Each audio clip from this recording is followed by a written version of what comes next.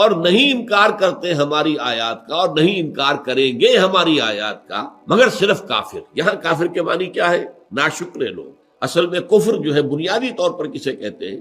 کسی چیز کو چھپا دینا، ڈھانپ دینا۔ اس لیے کفار کا لفظ آیا ہے کاشتکاروں کے لیے، اس لیے کہ وہ بیج کو زمین میں چھپاتا ہے، وہاں سے پھر وہ ابھرتا ہے۔ تو یہ اصل میں شکر کا بالمقابل ہے۔ آپ کے ساتھ کسی نے کوئی نیکی کی، اگر آپ کی شخصیت جو ہے مسخ نہیں ہو گئی ہے، پرورٹڈ نیچر نہیں ہے، تو اس کے لیے خاص قسم کا جذبہ تشکر جسے ہم کہتے ہیں وہ قلب کی گہرائیوں سے ابھرتا ہے۔ اس نے میرا فلاں کام کیا ہے، اس نے میری فلاں ضرورت پوری کی ہے، اس نے میرے ساتھ یہ بھلائی کی ہے۔ یہ جذبہ قلب سے ابھر کر زبان پر آتا ہے، شکر، آپ کا شکریہ، آپ کی بڑی مہربانی، آپ نے میری یہ تکلیف رفع کی ہے۔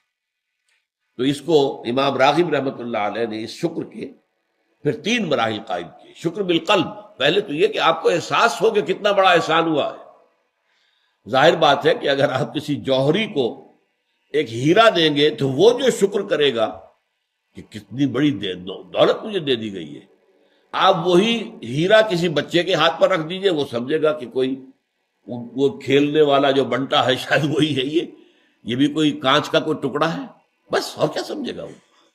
لہذا جب تک کہ نعمت کی اہمیت اور قدر و قیمت کا ادراک نہ ہو تو اس کے ہم وزن، اس کے متناسب شکر انسان ادا نہیں کر سکتا۔ تو پہلے ہے شکر بالقلب، دل میں احساس اور ادراک ہو کہ میرے ساتھ کتنی بڑی بھلائی ہوئی ہے۔ پھر ہے زبان سے شکر، اور پھر ہے شکر بالجوارح، پورے وجود سے شکر، یعنی اس نعمت کا حق ادا کرنا۔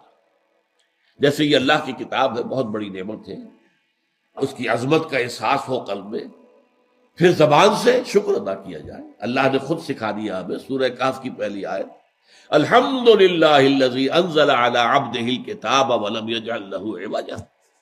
پھر اس کا حق ادا کیا جائے، اس پر یقین ہو، اس کو پڑھے، اس کو سمجھے، اس پر عمل کرے، اس کو دنیا تک پھیلائے۔